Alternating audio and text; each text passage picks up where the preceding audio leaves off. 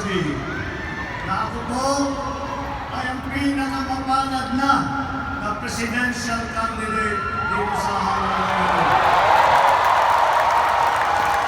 Dahil ang aking naging partner, ang aking naging Vice President ay ang pinakamagaling, pinakamahusay, at bukod sa lahat, may matibay na panindigan sa pagmamahal sa Pilipinas, Mayor Inday Sara.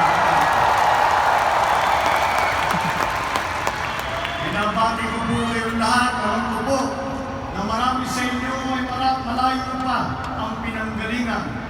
Ngunit kayo po ay maghanap ng paraan upang makasama ka namin kayo dito ngayong gabi sa aming proclamation rally.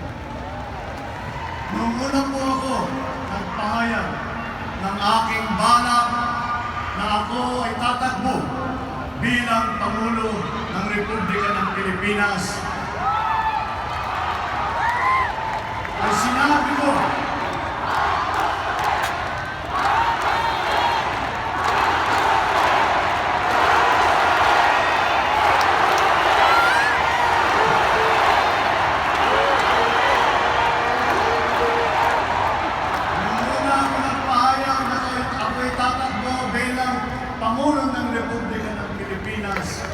ay sinabi ko na ako'y tatakbo dahil ang aking layunin, ang aking pangarap para sa ating bansa ay ipagkaisa muli ang sambayanang Pilipino.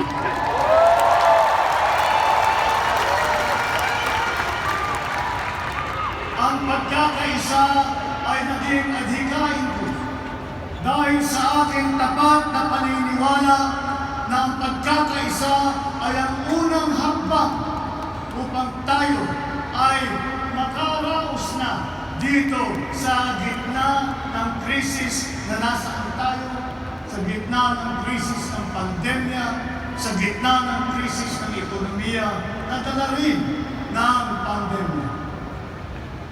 Kung pag-aaralan po natin ang kasaysayan ng Pilipinas, lahat po ng nangyari sa atin, lahat ng kahirapan na dumating, lahat ng sakuna na inabutan ng ating mahal na bansang Pilipinas, tayo po ay nakaraos lamang dahil tayo ay nagkaisa. Hinarap natin lahat ng kahirapan. Hinarap natin lahat ng sakuna. Hinarap natin lahat ng krisis na isang buong loob, isang Pilipinas na nagkakaisa, na nagmamahalan, na nagtutulungan.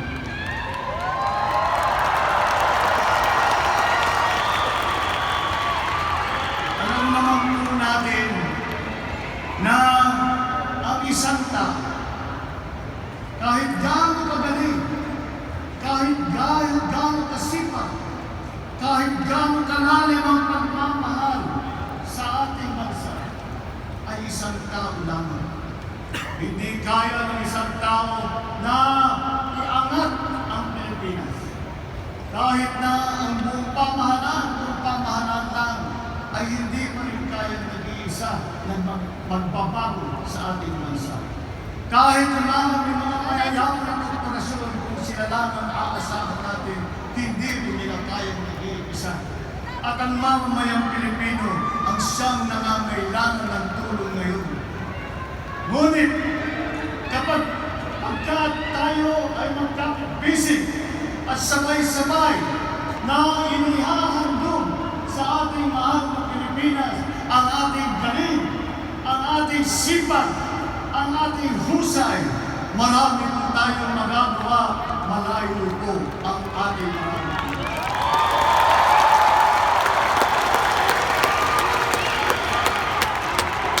Kaya naman po,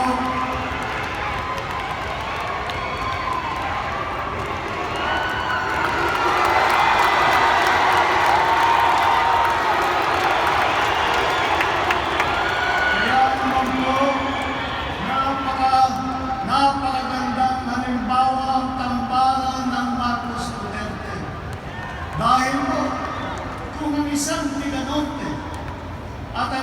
Siga Mindanao na magkabilang dako ng Pilipinas ay kayang magsama at magkaisa. Sa aking palagay naman, kaya natin ipagkaisa ang mundo.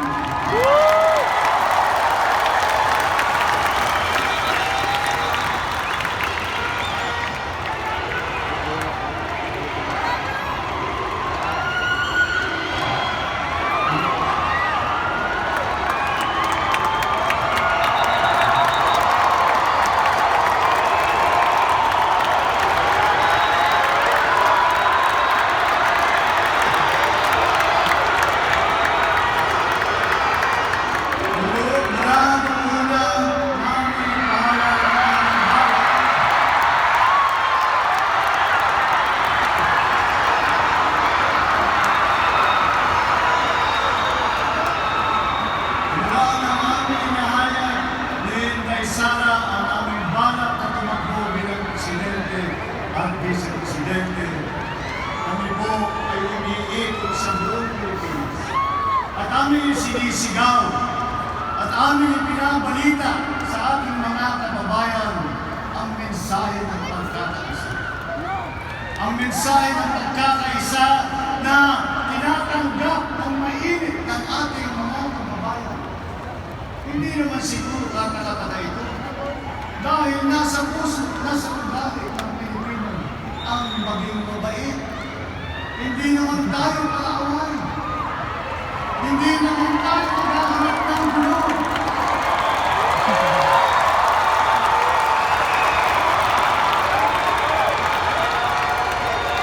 Ang hanap lang natin ay magkaroon ng disenteng buhay para sa ating sarili, para sa ating pamilya, para sa ating bansa.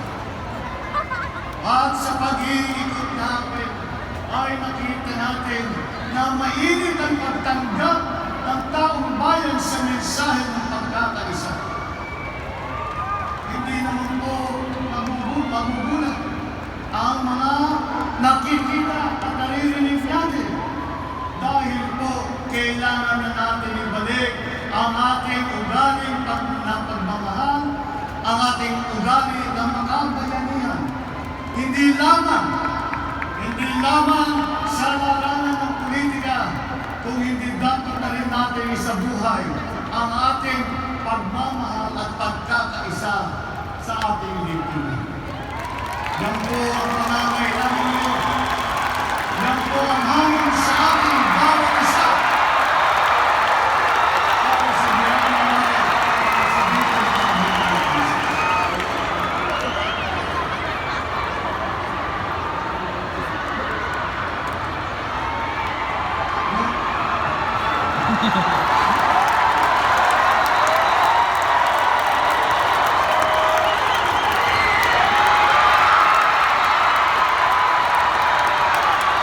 Sa aming pag-iikot, sa aming pagdadala ng mensahe ng pagkakaisa, ay dahan-dahang naririnig natin mula sa taong bayan ang sagot sa mensahe natin. Nagsimula po ito sa parang bulong lamang na halos hindi makaparinig. Ngunit habang tumatagal ang panahon, ang tinig ng boses ng Pilipino ay palakas ng palakas hanggang ito ay nagiging sigaw.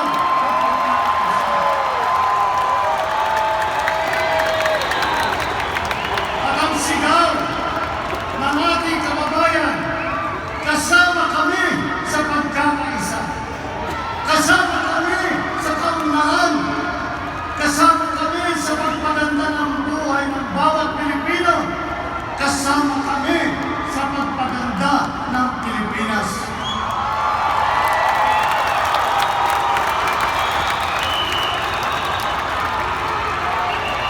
Kaya po, ang aking nakikita na ang layunin ko, ang pangarap ko sa Pilipinas ay layunin din at pangarap ng bawat mamamayang Pilipino.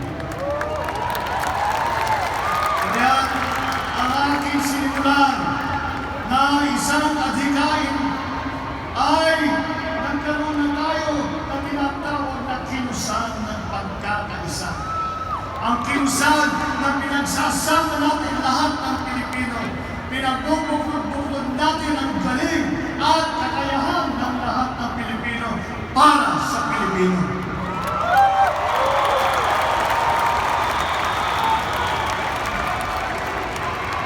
Pagpatuloy po natin itong natin nasimulan na kilusan ng pagkakaisa. Ipagpatuloy natin ang pagtulong natin sa bawat Pilipino. Dahil nasa unahin natin, ang Pilipino kapag nakita ang kapwa Pilipino na naghihirap ay tutulungan. Ang Pilipino kapag nakikita na nangangailangan ng tulong ang kapwa Pilipino ay maghahandog ng kanyang kamay upang makadulot man lang ng konting ginhawa.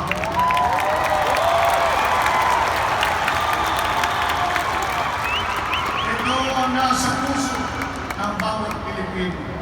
Kaya ipagpatuloy natin itong kilusan ng pagkakaisa. Dumadami na tayo, sama-sama na po tayo, nagsaan nagkikita, nagkakasundo. At kahit na hindi tayo magkasundo sa lahat ng bagay, siguro naman, mapagkakasunduin na, mapapagsunduan natin na tayo, mahal natin ang Pilipino. Mahal natin ang Pilipinas.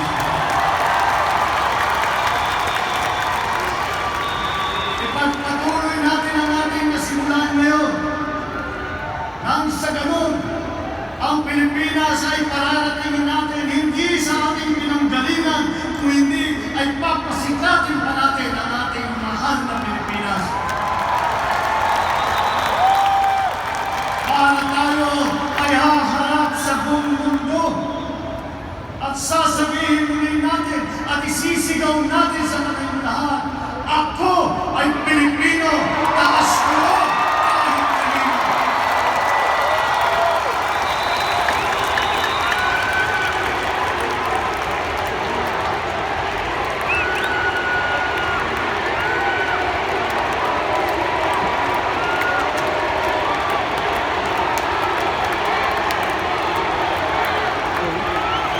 Ipagpatuloy po natin itong kilusan na ating sinimulan. Ipagpatuloy po natin ipinagbubukod ang ating mga kababayan para sa kabubuti ng ating kababayan at para sa mga naghihirap at nanghihingi ng tulong sa ating lahat. Lahat po sa ating nadumaan ng pandemya ay nakasubok ng kahirapan. Wala pong Pilipino na hindi nangangailangan ng tulong. Kaya dapat na po na tayo ay magkaisa. Dapat na po ay pagpatuloy ang ating kilusan hanggang tayo makatagumpay. At hindi tagumpay lamang ng halalan sa Mayo, kung hindi ang tunay na tagumpay ng pagkakaisa muli ng sambayanang Pilipino.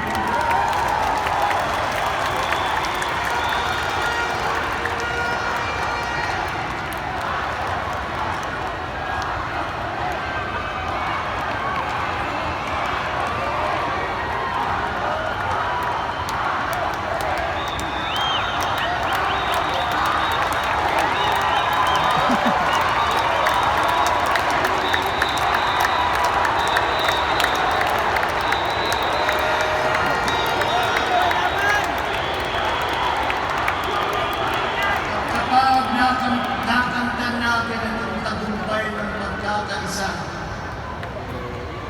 Makikita po natin ang ating mga kababayan na makabalik na sa kanilang trabaho, na may pera ulit sa kanilang bulsa, na mapakain nila ang kanilang mga anak, mapaganda nila ang kanilang tinitirahan, at kaya na nilang magbayad sa lahat ng mga pangangailangan na pang-araw-araw. At bukod sa lahat, na makapagbigay tayo ng pag-asa sa bawat isa na ang ating magiging kinabukasan ay mas maganda sa ating pinanggalingan. Huwag po tayong titigil dito sa ating kilusan na ito.